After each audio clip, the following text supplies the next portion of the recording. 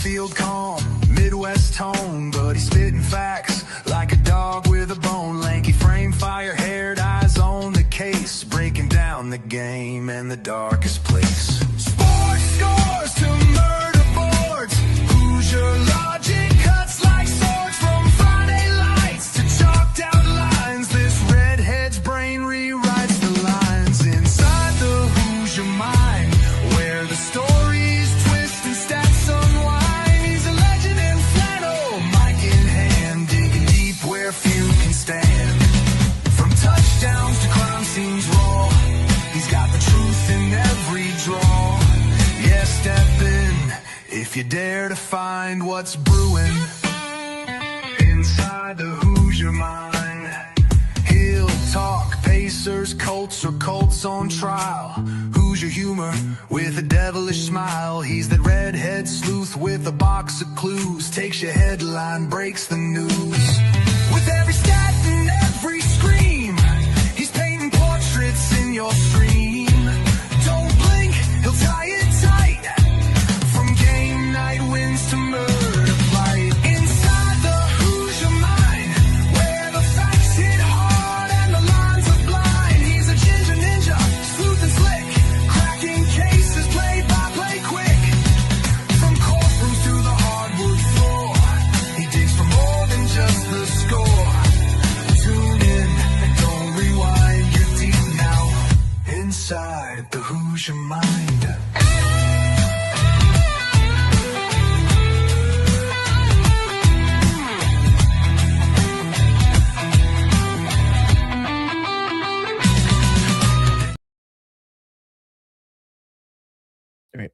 There we go. All right. Welcome in, everyone, to Inside the Hoosier Mind, brought to you by Military Broadcast Radio, helping give veterans a voice, and Gunfighter Beard Co. If you want to help out a fellow veteran who is also a Marine with all natural products, all made here in the United States out of South Carolina, check out Gunfighter Beard Co. Great beard care products, great stuff, make you smell good, make you look pretty, even if you have a beard like my co-host tonight, Joe.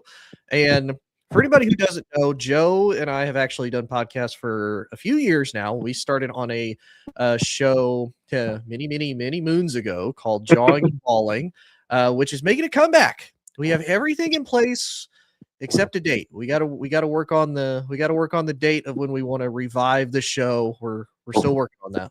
We're like the ugly girl in the teen movie. We are all ready to go. We just don't have a date. As soon as we get that settled, then we're going to do the little primp up and preen and get ready. Oh, exactly. We got everything. We got the dress bought. We got the makeup. We have the car rented. We just got to figure out the time of when we're going to get the car there and when we're going to show up. But excited to have Joe on because it's been many years since we've had Joe on to talk with him because, you know, for it being the off season in football, Joe, there's so much drama. And I feel like it happens every single year about this time. It's like as soon as it starts to get real quiet and it gets real slow, football's like, you know what? You need to talk about us. We're being missed right now. This is also what they wanted. Like Goodell was very clear, and the NCAA was very clear that they want to be a 365-day sport, and they've really accomplished that thanks to people like you and really themselves. Right. It's kind of one of those. I don't know how many you've ever watched. It kind of reminds me of those telenovelas. Like, you know, you're in the middle of like a big scene, and it's like, oh, okay, nothing's really happened, and it's like, oh, Dios míos, and then boom, there's dramatic music and something completely changed. That's kind of what football reminds me of at this point. And then shirtless firemen and pregnant grandmothers show up, and it's all hell breaks loose. Exactly. And speaking of, to kind of lead us into the topics for today, the biggest one being, if you follow college football, you've probably heard about this. If you haven't, the biggest news story that has broke over the last 24 to 48 hours is Brendan Sorsby getting an injunction to be allowed to be able to play football this coming season in 2026 for the Texas Tech Red Raiders. All the backlash that has come about that just within the first 24 to 48 hours. And we also have a bit of NFL news with Da Bears potentially wanting to make a move here to the Hoosier State, with that looking more and more increasingly likely. But there is kind of a problem with all of this, Joe. About the time that we talk about this and we think it's going to happen, all of it's going to change. So we'll have to truly wait and see. But But let's dive into the first part with Brendan Sorsby and that whole entire mess of him getting the injunction, getting approved to play college football. I just want your thoughts to start with, though, as far as should this have even been allowed? Because this is obviously causing a lot of ramifications and potentially changing all of college sports moving forward. So this story was inevitable. That is the biggest problem that nobody is talking about. They're talking about it in like little snippets, but this was always going to be a chance of what happened. And really, when I heard this story, because I'm not into the college game like you are, obviously Ohio State I am. Outside of that, I couldn't care less. But this all goes back, and there's a very distinct memory I have. It was Oklahoma State wide receiver Justin Blackman, who sold his jersey for $1,500 to get money. And the NCAA came to him and said, you are no longer allowed to play the rest of the season. He was drafted in the first round. He was ostracized and all this. Everybody's like, no. These kids get an education. And everybody kind of knew, like, it's his jersey. He can kind of do with it what he wants. And that was not the start of, but that was one of the first big stories I can remember where people started talking about, like, if somebody wants to pay you to show up to a car wash, to shake hands, shouldn't you be allowed to do that? And ideally, the NIL, the name, image, and likeness, is what that should be. Tony owns a company. Joe's a famous college football player. Hey, bud, come sign autographs for 2 hours. I'm going to give you $1,000. Sign as many as you can. At the end of it, have a great day. Hey, sign 100 photos for me. I'm going to auction them off. I'll give you a cut of it. That's it. And then NIL leads to access to more money and more desire to make money. And it hasn't become that at all. And you might be thinking, well, NIL doesn't really have to do with this because it's gambling. You need money to gamble. If you sign $40,000 contract to, a name, image, and likeness when he was a freshman for Indiana when he wasn't even playing, then maybe that's the money he turns around. I saw a report that Sorsby spent $90,000 gambling over 4 years, making 40 bets on teams that he was on to win and lose. Tony, I'm a huge sports fan, and our good friend Amon, he is covering cricket all around the world. I don't care if it's cricket in India. I don't care if it's soccer in Brazil. I don't care if it's badminton in China. The cardinal sin of any sport is you don't gamble. Mm-hmm. It is implied. It is the law. And this kid, he's not the only one. He's not. And the fact that the NCAA thought they had power and really has no power, because when they came up with all this, they were just like, yeah, this is going to work out great. And it has worked out terribly. And Sorsby he's going to miss the first 2 games. Like you said, this news might change in the next 12 hours. Another judge might come in and override that, and it might go to – we don't know as of right now. But when you are talking about other conferences' athletic directors saying that not only are they not going to allow football teams to play Texas Tech, but not allow any sports to play Texas Tech, this is a huge deal. And I just have one question for you. Who's in charge? So that's the other interesting thing about this. And from what I heard this morning, Brady Quinn was talking about this on a radio show, and he's usually pretty in tune and pretty in depth with a lot of this. So the injunction came through, and I actually have the injunction that we can read here in a few minutes. So the injunction came through. The NCAA is going to appeal it.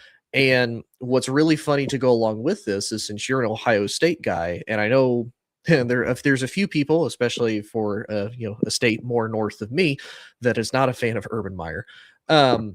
He brought up the point that the NCAA is toothless, but not only that, it's not just that they're toothless, it's that they are stuck in the legality battles. They're stuck in the courtroom, and that's where they don't have any power.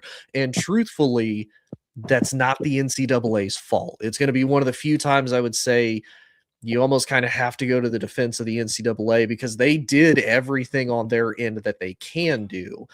But with the different states, with the different, legislatures, different statutes and limitations and whatnot, there's that one judge in Texas that decided, no, this is actually what I want to go with.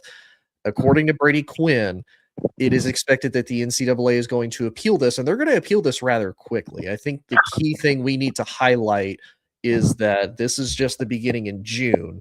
the beginning of the season doesn't start until August 29th. So they still have a couple months. And I could definitely see the NCAA funneling not all of their resources, but a good chunk of them to ensure that this gets handled in a quick and efficient manner of, we need to make sure that whatever happens from this, we do our due diligence to do.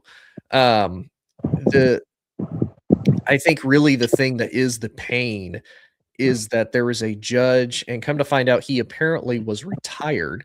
And if I remember right, his law office is like 300 miles away from Lubbock, where this is even taking place at, which is also crazy, by the way, that we're going that far. But it also, it sets a dangerous precedent, because now if you're any college athlete, if you just find the right lawyer and then the right judge, you're going to be able to basically get away with it. And that's until, and the argument has been brought up to the Protect College Sports Act that I believe is in Congress currently at the moment. It has to have bipartisan support. But then you kind of get in those weird crossroads of, now the NCAA has power back, but then what happens to the College Sports Commission, the CSC, which is formed to help deal with, as far as it's labeled right now, they primarily deal with all the name, image, and likeness money, all the revenue and all the cash flow for that. When do those two superpowers eventually butt heads, and who sides with who, as far as, we're all going to agree that the CSC is basically going to run everything, or we're going to keep it in the old ways and the NCAA is going to run over everything? Well, and the biggest problem is that for my entire life, my 44 years on this planet Earth, the NCAA has always told us at every issue, we are an education institute and athletics is second. And not only is athletics second, while you are performing your athletic feats, you are not allowed to make money off of that. You are not allowed to sign endorsement deals. You're not allowed to, all the things we talked about, you're not allowed to do that. So my whole life, they've told us that this is not possible, it's not feasible, and it goes against the sport of college athletics. Yeah. So when it came time that this was just going to happen, they couldn't all of a sudden turn around and be like, by the way, we care about these kids. We want to make sure they're being compensated. Because for my entire life, you've told us they are being compensated in education and the opportunities that they have and the networking, all this stuff. So of course, something like the CSE had to come along. But the problem with that is they are the cousins of the NCAA. They're all coming from the same family. They're highly educated. They're politically motivated. They're all this. So it's not even, the bipartisan support is important because we do want the best interest of these kids. But anytime somebody with money is giving money to somebody who doesn't have it, there is a power imbalance.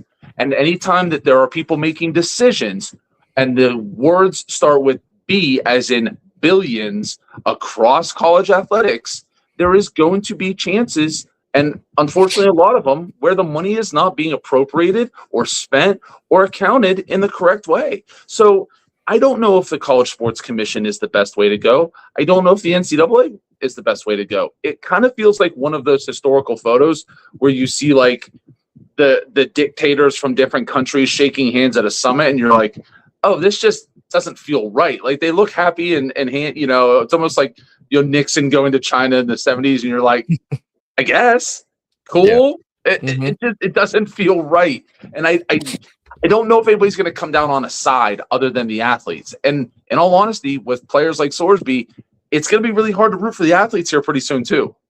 Yeah. Well, and I think the other thing too that you brought up is that for a long time these players were compensated, and now they have a chance to really capitalize on that. And like you mentioned with Justin Blackman at Oklahoma State, even out of Ohio State, you look at Terrell Pryor, he got busted because he was basically selling championship rings for tattoos, and they ended up coming down hard on him. His own private property, mind you. It was his own private property, but I think it was the fact that he was making money tied to that, and because it's Ohio State gear, it's something that's rare. Not a lot of people are going to have it. Who knows where that's going to go with it. So there's a lot that breaks into it, but it brings into question as far as a lot of these athletes and for a lot of these kids now of, what else can I get away with? What else can I do? And one guy in the comments, the country has an issue with the massive promotions of gambling, which is outpacing the speed of the law. And these are perhaps issues that need to go to the mediation instead. And that's absolutely true. I think that's the other thing that I'm not going to say we need to necessarily focus on, but it's an issue that needs to also be addressed, because while Brendan Sorsby didn't technically break any actual laws, he didn't do anything truly illegal according to any state laws, federal laws, etc. Now, he did do an illegal, he broke a rule for the NCAA. That absolutely, that for sure absolutely happened. He broke a rule. He didn't do anything truly illegal.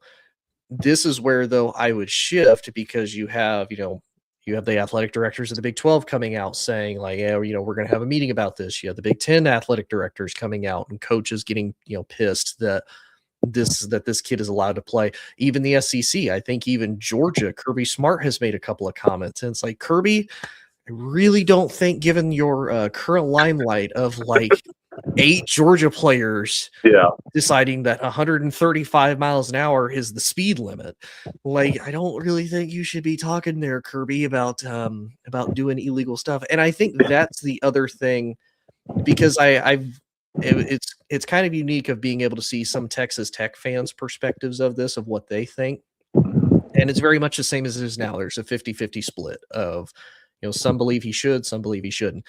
But there have been a few that have brought up the argument, this kid does some gambling, which does jeopardize the intentional integrity of the sport, which is definitely a problem. Like you said, it's a cardinal sin that you don't jeopardize the sport's integrity, because look at all the conspiracy theories out there as far as, bad ref calls, as far as teams getting into playoffs or getting into positions that maybe they don't necessarily deserve or should not be in because of maybe biases or not, whatever the case may be. Again, it's one of those rabbit holes, we could go down forever. Like, maybe there's something there, but we don't have any tangible proof of it.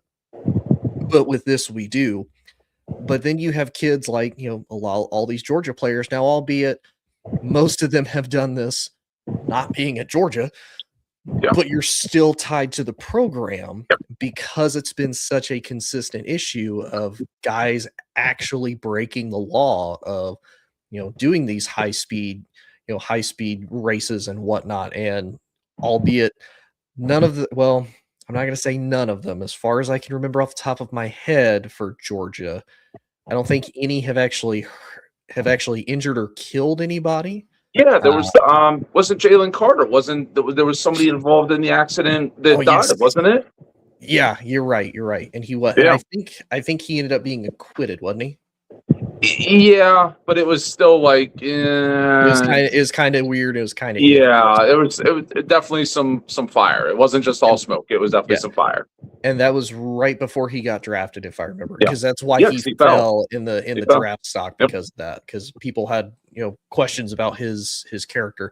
So I think that's the other thing that people need to look at. While yes, Sorsby's is a great injunction and a great kind of smack in the face to college football, it's not necessarily the worst issue that's out there. And I don't want to try to make it like, oh, this isn't as bad as this, because this will still need to be addressed. And much to Erwin's point of, you can't give these kids millions of dollars.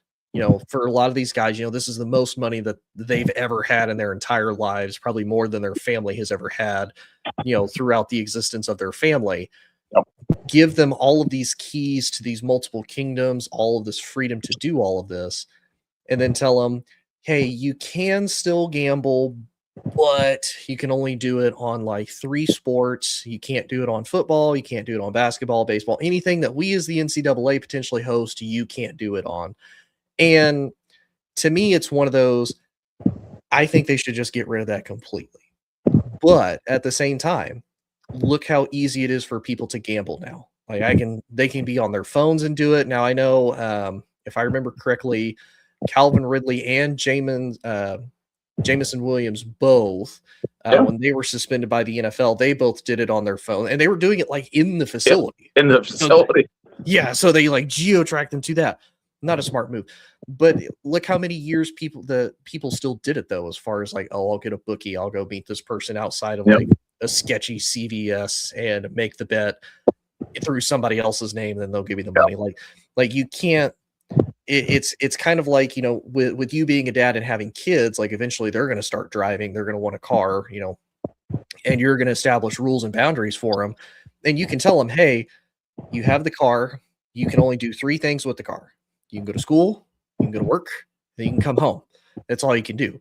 Your kids are going to be like, yeah, well, if I take maybe a little bit longer of a detour to like go get food and come there, nothing that's going to be the end of the world, nothing that's, the end of anything, but still it's like, no, that's not exactly the rules that I laid out and established for you. Like, this is what I wanted you to do, kind of thing. That's kind of what it reminds me of.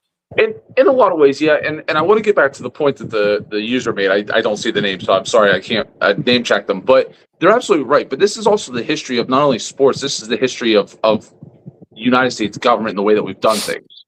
It was with prohibition. We're going to ban all alcohol. And it's like, okay, if you want to go back further, Lincoln freeing the slaves, all of a sudden it's like, hey, you're free. And it's like, great, what do we do? It's like, I don't know. It's like, well, then you're not really free because you can't go anywhere. You don't have any money. You don't have any job skills. What do you want? Let's bring it even into more modern. The argument over minimum wage is everybody says, well, you can't just jump up to $15 an hour. You can't jump up to $18 an hour. You're right. There has to be a tiered system. And the problem with all of this is the NCAA told us, same as I referenced earlier, that this was a zero tolerance policy. You cannot make money while you are playing college athletics. You cannot do endorsement deals. You cannot go to car washes. You cannot sell your own personal property. You cannot do it. And then all of a sudden they were like, hey, we're going to create this new thing called NIL, your name, image, and likeness. And you can essentially sign deals, which in itself is not a bad idea. Tony owns a podcast company. He wants to, the next freshman at Indiana University. He says, listen, I'm going to give you $500 a semester. Come on my podcast. You can talk. We'll do all kinds of stuff. Great deal. But now it has become more than that. When Ohio State won the national championship a few years ago, they were the most expensive roster in college football history. I think they said they spent $12 million to retain players. That is not name, image, and likeness. We need to separate these two. NIL is not the same thing as the schools paying these kids to play. That is not the same. And Tony, me personally, I'm really upset by the Sorsby news. I know you're it seems to be a little bit indifferent.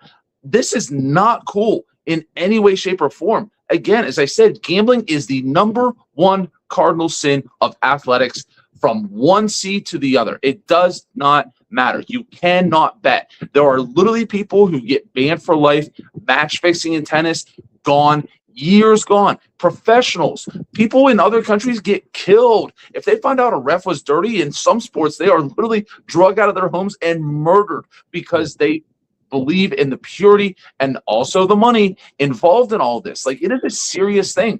And if the backup freshman quarterback of Indiana University in 2022 is making bets, it is only the beginning. And again, I don't want to side with the NCAA, but they had to come down with the hammer. They had to kick this kid. Not only this, but Texas Tech, what are you doing? Are you really the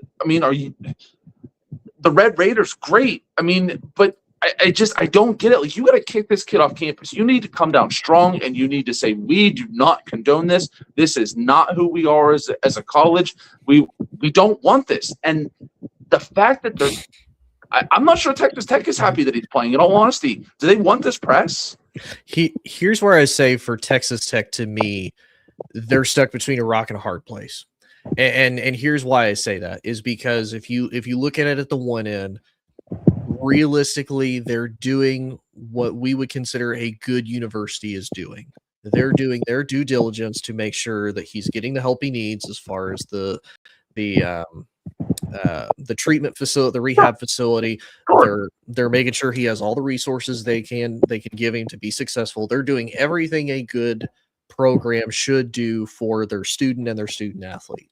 I think where, to me, they get between a rock and a hard place is, one, they spent the $5 million on him to get him. which is a pretty significant investment as far as college football goes, to pay a guy to be your starting quarterback, and you don't even get to have him before he plays a single true solid snap. Yeah. So they've got that. Then you've got the other hand of how this is being portrayed and how this is being issued. Of he admitted that he's guilty. He admitted that he did all of this. He, that hasn't been a question. Like, he's been open, like, yes, I absolutely did this, and this is what I'm willing to offer as far as a quote unquote punishment for what I've done. The problem, though, is that it's being labeled as a mental health issue. And funny enough, I have the injunction here, or at least part of it, not the whole entire thing, because that would be really long and a really boring episode. Really boring episode, really, really fast. But the second part of this, for anybody who can't see it or if you can't read, you can at least hear it. This court finds that the applicant has demonstrated that he will suffer a probable, imminent, and irreparable injury if this court does not issue a temporary injunction, because he will be unable to participate as a member of Texas Tech's University 2026 football team, including the 2026 football season, and one, the benefit from elite coaching, training resources, camaraderie, and regimen that only being a member of Division I college football can provide. To build the skills necessary to maximize his own success during the college football season, as well as that of Texas Tech's football team and each of its players, and to make an informed decision regarding whether to enter the 2026 NFL supplemental draft. So that is the argument that was made as far as why he should be allowed to play. Now, if you're Texas, can I old man explain this? Can I old man explain this for everybody? Yeah. As a father who has kids and is an old man, because I'm much older than Tony, if I don't get my way, I'm going to have a hissy fit.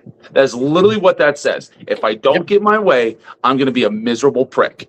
And by the way, if I do get my way, I'm going to be a miserable prick because I got my way. That is the most asinine legal argument I've ever heard in my life. Listen, I would love to be able to get whatever I want to give in the best mental and standing of myself. I'm sorry, that's asinine.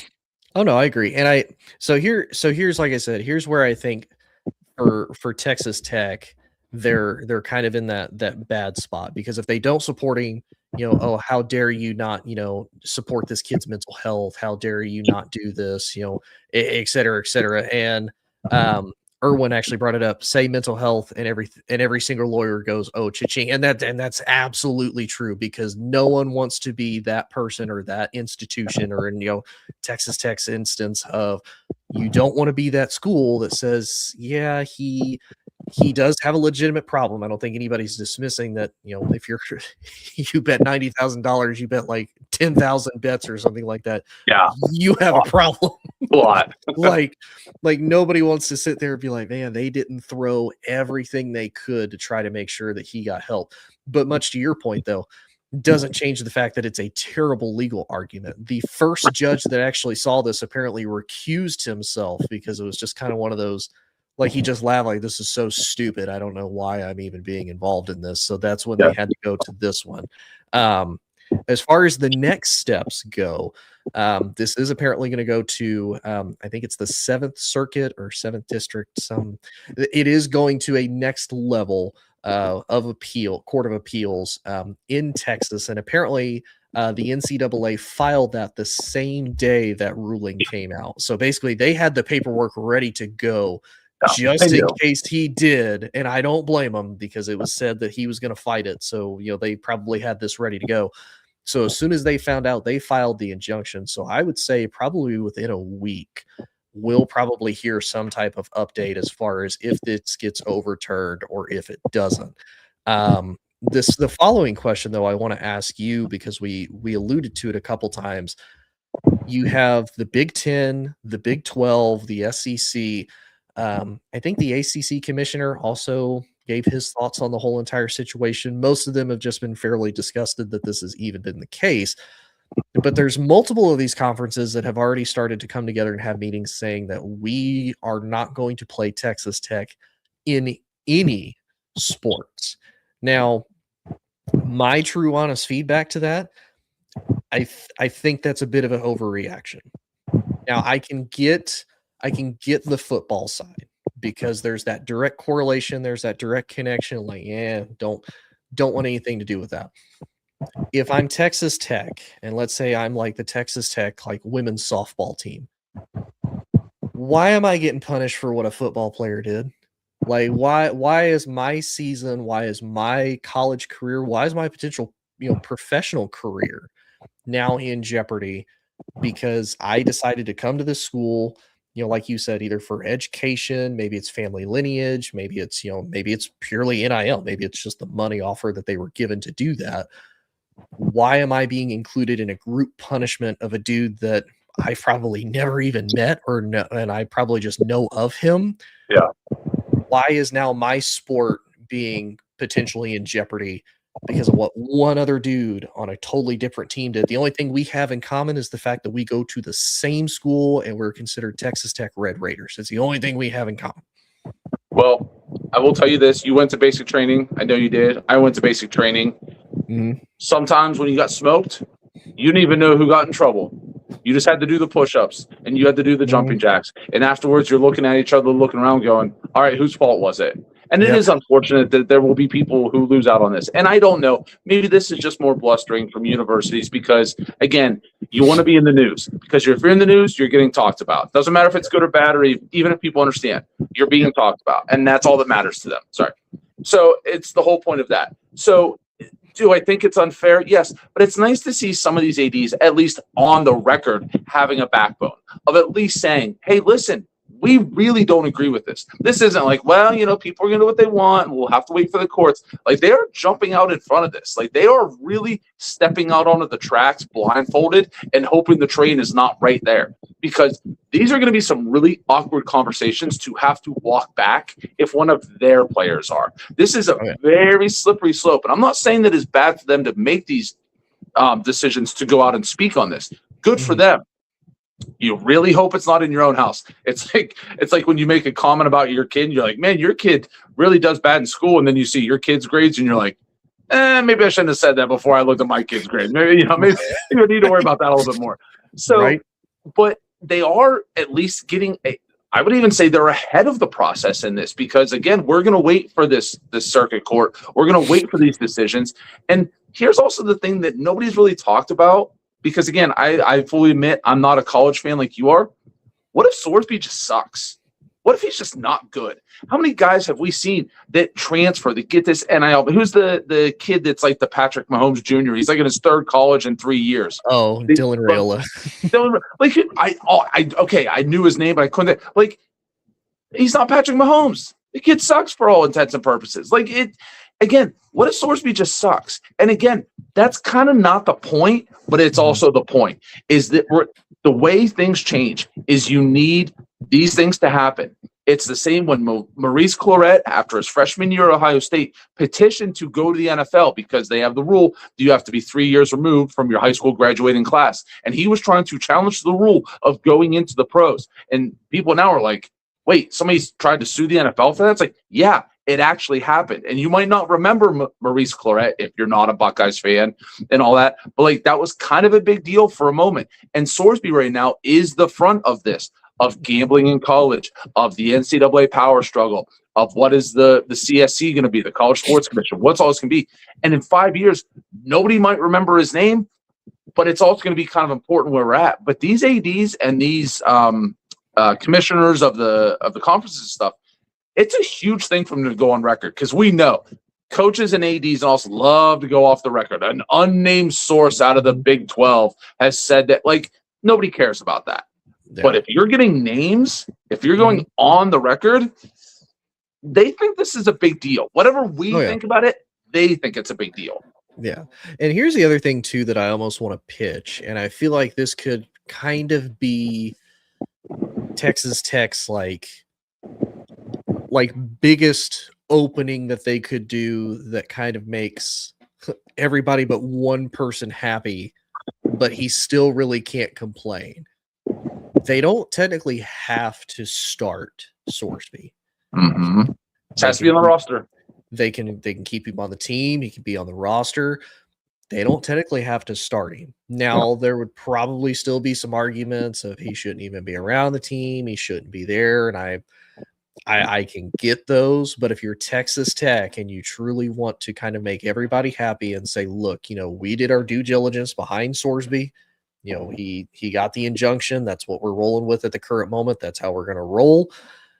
But on the other hand, we're not going to start him. We're going to do something completely different. We're not going to worry about that. There was another thing that was brought up, and again, this was by a Texas Tech fan in particular. Oh crap! Of course, I didn't save that one. That one made too much sense. Let me see if I can find it, because somebody actually posted a picture of like how they broke down their thoughts on the whole Sorsby thing. And basically they think that it's more just the fact that it's Texas Tech and that people just all of a sudden have this like massive thing against Texas Tech. Like it's been an issue for years. And it's like, no, this is just a very, very recent issue with Texas Tech as it currently stands right now. This is nothing new. This is not like old Texas Tech hate. Like, believe me, I've liked watching Texas Tech for a long time, but I'm not going to sit here and be like, oh, I hate Texas Tech now. Like, no. Well, No. I think the biggest thing too is if you're the Red Raiders, this is the ideal situation to work out. Mm-hmm. He keeps the injunction. The circuit court upholds the injunction. He is allowed to play. He misses the first 2 games. You have some other quarterback on your roster who establishes themselves over the summer, starts the first 2 games, plays well. Sorsby comes back and does what almost every player who tries to come back from a suspension does. They get nicked up. They tweak a hammy. They have an elbow problem because he didn't get the full training because he was in court, because he overdid it trying to make his way back. And then he misses time due to a legitimate injury. And you're just like, you know what? He's on the roster. We support him. Somebody else is playing. Best of luck in the draft. Sorry about the $5 million. Like that is, ideally, that is their way out. And who knows if that's going to happen. So I did find it. So this is what somebody posted as far as their breakdown of the whole entire situation. Mm-hmm. So I'm going to read this verbatim. It says, I'm going to go ahead and need these anonymous coaches and sources to tell me exactly what Texas Tech did wrong. Indiana did not have any oversight to their team and allowed a player who's actively gambling on their team to continue playing.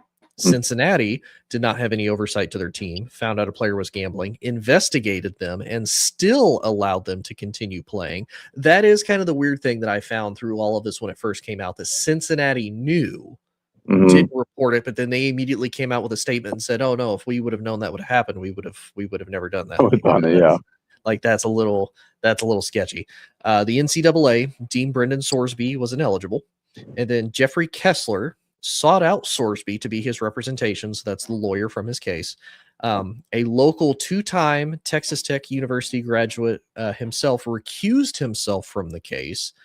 And then supposedly a completely impartial UTA and University of Houston grad from Fort Worth presided over the case and deemed Sorsby's case worthy of an injunction. Now, on the Texas Tech side, they deemed Sorsby was ineligible when the gambling news came to light, was 100% compliant in providing the NCAA with all the requested information, helped Sorsby find addiction treatment, and publicly supported their student athlete. Texas Tech didn't break a single rule in this entire situation, didn't cheat, didn't cover anything up, and didn't try to fix the process to work out in their favor. We were completely compliant and allowed the process to play out. It's an absolute sham that social media is condemning Texas Tech for doing what 100% of universities would do in this situation. And to an extent, I don't necessarily disagree, because you do have to think about it. And I say this more because of kind of like the whole Georgia thing, right? Like unless the NCAA truly steps in and says, hey, we have a problem with this guy being on, he sped, he broke the law, whatever the case may be, we have a problem with him being on your roster. Unless it was something like that, I would argue any other of these big Power 4 teams are probably also going to throw everything they have to be able to do that. I guarantee if Alabama was in this situation, Alabama's throwing the entire book at everything to make it happen. You know, even as a little bit of biased, I would argue LSU is probably going to do it. You know, Ohio State's probably going to do it. You know, we know Michigan will admit they're doing it, but then they just won't get in trouble for it. Yeah.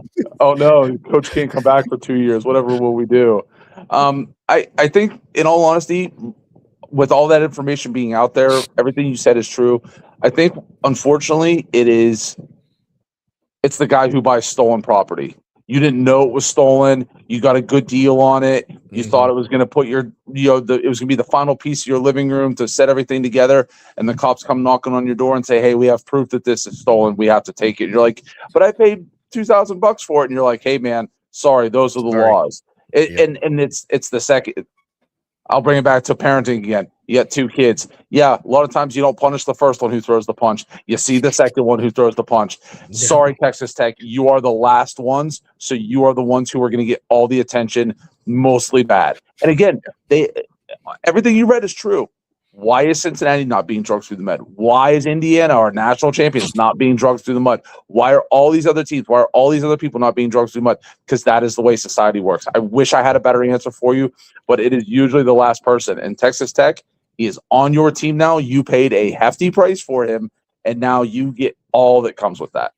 Yeah, and it's unfortunate. But again, it's going to make college football really interesting. It's going to be really interesting to see, you know, what does this look like in the next week or so? Because again, you know, if you would have told me this a month ago, it's like, oh no, this is an open and shut case. Like, he did it. It's a super, you know, red tape thing. Like, his college career is done. And then somebody's like, nah, let me just throw a little monkey wrench in that. Give a little drama. So who knows? Maybe this changes in a week. We don't know. But let's move on to some different drama. You know, more professional drama that also, ironically enough, includes the state of Indiana, at least, with the Chicago Bears. The reality of them becoming the Hammond Bears is becoming more and more of a possibility as each day passes on. Indiana has already started a lot of the financial legislatures. They've already done a lot of the meetings, met with them and whatnot, as far as like, hey, we'll help get this stadium established and whatnot. We will help make this happen to make you the Chicago Bears in Indiana. So all of that's possible. And then of course you have the outing of the mayor and the governor of Illinois, both coming out. You know, they want the Bears to stay, but they have issues with how some of the tax money and whatnot is going to go to, where it's going to go to. The Bears have argued, like, we've already purchased the lot. Like, we just want help with, I think the biggest thing that the Bears have wanted help with and have asked is that I think they're going to tax the Bears like $53 million a year, just in like property taxes. And the Bears are like, look, either give us a break, like help build up something around it. And to an extent, like, I get it. And as someone, you know, in a city where they paid billions of dollars for a stadium here, and every single place does it, like, it's hardly anybody's like Jerry Jones, where he basically took a $5 billion check and was like, I'm going to pay this out of pocket. Don't need you. This is what I'm doing because it's Jerry's world. And this is what I'm going to say is happening. The Bears don't have that luxury as far as having a $1 billion owner like that. Yeah. I do kind of get them saying, look, you know, it's a mutually beneficial thing. Like, if we get a new stadium, if we do this, then Chicago can potentially be a hub for a Super Bowl, which is something that they have wanted to host for so many years. But because it's Chicago and it's in the Midwest and it's blistering cold, the likelihood of that is hardly ever going to happen. It could host a college football playoff game. It could host a college football championship. It could host a multitude of things if they do get the Bears a new stadium as a whole. But obviously there's so many issues behind this. What's your thoughts, though? Because you do follow the NFL a little bit more than you follow college, even though you are a Patriots fan. I do. What's your thought on this whole Mike Vrabel, Diana Rossi, Bears flirting with Indiana, you know, relationship thing? That's a shot. That's a shot. Come on. I'm going to deal with these with my other buddy, Sean. I'm not taking them here. I'm taking my ball and I'm going home to Chicago. No, it's, in all honesty, Tony, when I saw this, part of me is like, this is the reality of the new world. There's already talk about the Chiefs moving, which seemed to gain a little less traction than the Bears story. And that should really tell you everything about it. This is the Chicago effing Bears. Whatever you think of the Bears, when you think of the history and lineage of football, there are certain teams, and unfortunately, a team like the Browns, who have a long, great history of the early years of the NFL, helped establish what the NFL was and then later became. This is gross and disgusting, and it is a mismanagement and miscalculation on everybody from every side. Listen, I get it's hard to be a billionaire. I get it's a tough world, man. I hope to one day have those same issues. But guess what? There are certain teams in all sports that if you were told, by the way, did you hear so-and-so is moving? Where are they moving to? Well, they're only how far is that? How far is Hammond from Champaign, Illinois? So what is like, that? Oh, you mean Chicago? It's like 25 miles, if I remember. Okay. 25 miles is the other end of the earth when you are the Chicago Bears. I get that you don't play in the inner city of Chicago. Like we've accepted that fact. Not like the Buffalo Bills play at Orchard Park, which is just outside of Buffalo. That's fine. That's kind of what we deal with, and that's okay. But if you were telling me Chicago, Illinois Bears play their home games in a different state, it does not sit right with me. I'm sorry, it doesn't. It doesn't sit right when the New York Jets and the New York Giants call themselves New York when they're in Jersey. I don't care that it's the metropolitan area. That's not New York. I don't like it. I just don't. I was trying to think of teams that if I were to find out that they moved, even if it was just a little bit further away, when I think of like the history of a sport, a team that came to mind, my favorite hockey team, the Detroit Red Wings, one of the original U.S. franchises. They were there competing with the Canadian teams in the NHL. If all of a sudden it was determined that Detroit was going to move, to another city, I'd be like, well, this is weird. I don't like this at all. Again, if it was the Pittsburgh Pirates in my neck of the woods, a down team, but a lot of history in baseball, around for a very long time. Same as the Chicago Bears, a lot, ups and downs, all this stuff. And all of a sudden it's like, by the way, the Pittsburgh Pirates would be like, that doesn't feel right. And I would say that is a gross mismanagement on behalf of the people who own the Pirates, and in this case, the Bears and the league. I'm sorry.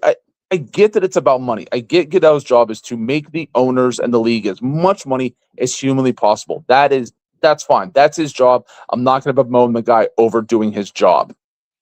But in no way, shape, or form, listen, I'm going to make this argument, and you can tell me about it.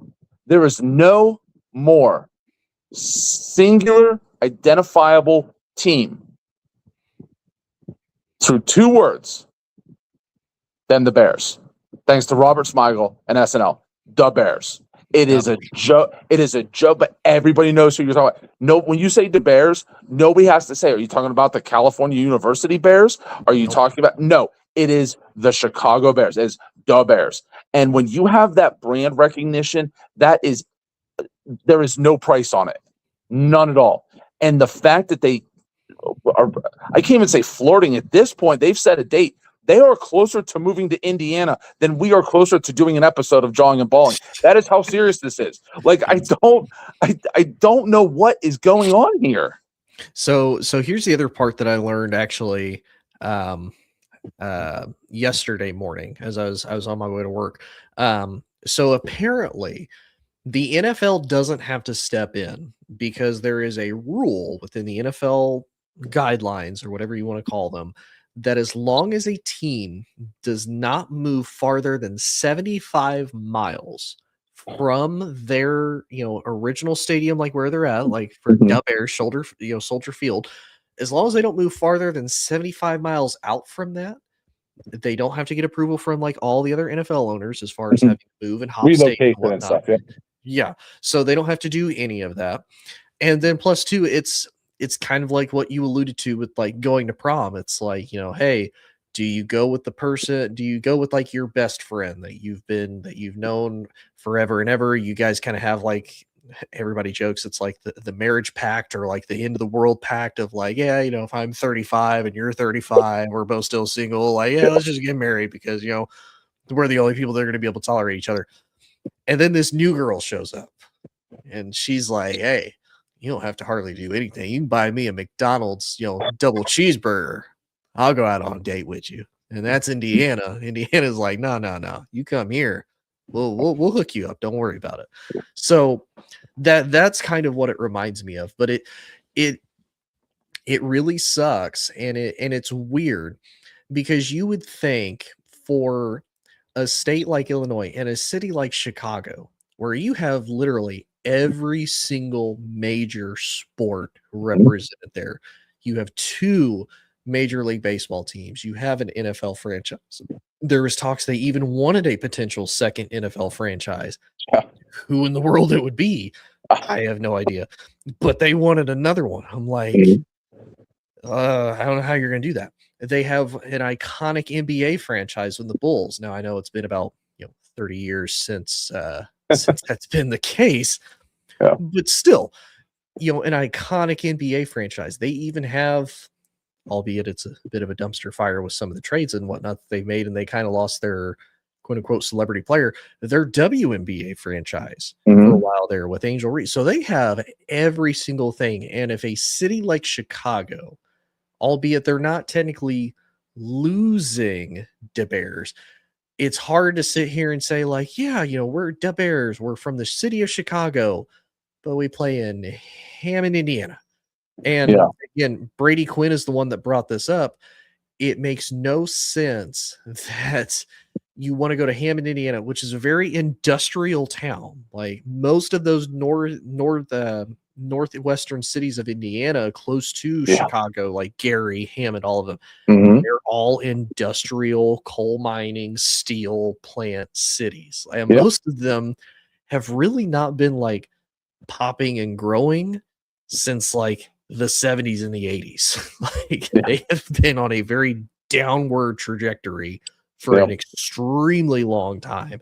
But it does make you wonder, like, if this happens, is this something that we're going to see more of? Like you mentioned with the Chiefs, like they're moving to Kansas City, but in Kansas, because it's like just across the river to grow, to technically play there, because it's the same thing. And Kansas is like, oh yeah, we'll give you a new stadium. Missouri won't, but we will. And I kind of wonder the same thing and I know for the Jets and the Giants, theirs was because of taxes as well. That's why they moved from New York to New Jersey, because the taxes were going to be a whole lot easier on them than New York was going to be. Like, to an extent, if you're some of these states, like I get you're wanting to also basically make a profit off of this, like the advertisement that you get, like, if you have somebody like the Bears, like they're a nationally recognized brand, like they're one of 32 NFL teams. They have fans all over, at minimum, the country. They maybe have a few fans all over the world. Like the travel to Chicago to see this happen, like look at the playoffs. Like everybody wanted to go see the Bears. Right? Everybody wanted to go there to see them play the Packers. Everybody wanted to see them host the Rams. Like they were on this magical hot run. Like, why their quarterback is the cover athlete of the new Madden. I mean, like they're as high as they're going to be with not winning a Super Bowl. Like this is it. Yeah. And again, like you said, it's faults on every side, because the fact that it's even, being considered, but I'll be honest too, supposedly this is a classic Kevin Warren negotiation tactic. And honestly, it is kind of a smart business tactic of like, well, if you won't give it to me, I'll find somebody who will. Like, again, I get it. It's just like, if you're the state of Illinois, you have to be, if you're the state of Indiana, you have to be doing backflips, because if I'm them and this goes through and like you are building a stadium and the league is like, yep, you are good to move there, I am literally hiring 27,000 interns to get on every social media network to say Indiana, the home of the Chicago Bears. And I am putting it on every bus, on every billboard, on every TV ad, on everything. I'm going to remind people that the Chicago Bears play in our state. And that's a big deal, because, I'm not sure it's really talked about, but there is kind of a little rivalry, I think, between Illinois and Indiana, a little big brother and, little, and all this. And if they hit the Bears, that is a big blow to Illinois. That is literally like taking the wife and the kids and leaving you with like, oh, I mean, I guess I still have the house. Mm-hmm. You do. You have the TV, you have the house, and you have your chair. That's all you get. Yeah. They get everything else. And it is kind of a little bit of a rivalry. And I think that's part of it. Obviously we won't go super deep into it, but you got a little bit of political rivalry there. You know, it's a lot more, it's harder to buy certain things in Illinois than it is in Indiana, and vice versa. It's a whole lot harder to buy some things in Indiana than it is in Illinois. And funny enough, it's a whole lot easier to buy it in all 4 surrounding states of Indiana. Indiana just won't jump on board. It's neither here nor there, but yeah, it is super, super interesting. So let me ask you this, because I know we got to finish up here. I know you're in Indiana. Is this more the Bears losing or giving away, or is this more Illinois giving away or losing the Bears, or is this Indiana taking? Because I feel like this is more Illinois kind of just dropping the ball more than it is Indiana sneaking in the dark of the night and stealing them like the Indianapolis Colts did to the Baltimore Colts many years ago. I feel like this is more just like, oh, look at this Fabergé egg I left on the counter. I hope nobody takes it. Pretty much. And Amber, my husband's grandpa, is going to come back to haunt the management of the Bears. Probably. Believe me, there's a whole lot of Bears fans that'll probably come back to haunt them too. They will lose fans over this. They absolutely will. But I'll be 100% honest, at least from an Indiana perspective, and I don't watch the news here a whole lot because news is just aggravating. But truly, this to me seems more of Illinois is losing the Bears than Indiana's trying to do this like super sneaky thing. To me, Indiana is kind of doing this from a true like business perspective of, it's like, oh, if you want to move here, yeah, we'll take the extra revenue, we'll take the extra traffic. You know, people are still more than likely going to fly into O'Hare or Chicago's airport and then drive to Hammond, Indiana, because that would just be the smarter and easier thing to do.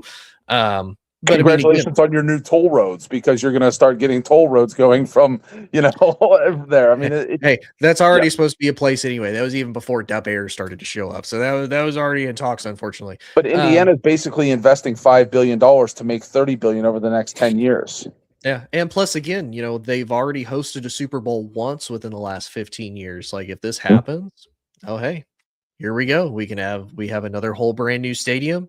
We can host a whole nother Super Bowl. We can host a whole nother college football, championship. We can do all these different things because we're in the state of Indiana, and the state of Indiana is going to get some type of, tax revenue, whatever the case may be. They're going to get some piece of the pie from this if Indiana is able to. So to me, Indiana is kind of in the best situation, because if they get them, it's a win. If they don't get them, they don't really lose anything because they already have an NFL franchise here. It's not like they're like, oh man, we really just need an NFL franchise. Like, no, we already have the Colts. They're here in the capital city. If we have another one just way up north, cool. Yeah. Best of both worlds. It's like Michael Phelps getting another gold medal. It's like, cool. Already got one. Yep. I'll just add it to the collection. I'll just throw it in. Add it to the collection. Cool. Got another one. Right. I'll just throw it in there. But Joe, buddy, I appreciate you being on. It was a blast as always. Appreciate your thoughts and opinions.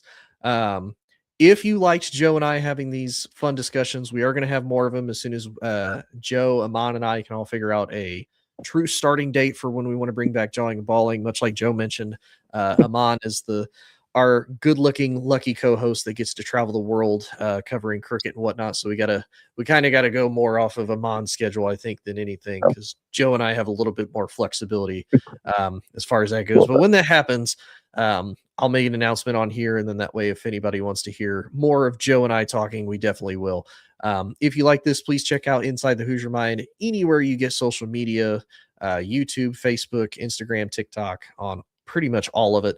And if you liked more military broadcast radio hosts and more other veteran podcasters and whatnot, check out mbradio.us. There's a little QR code right underneath Joe.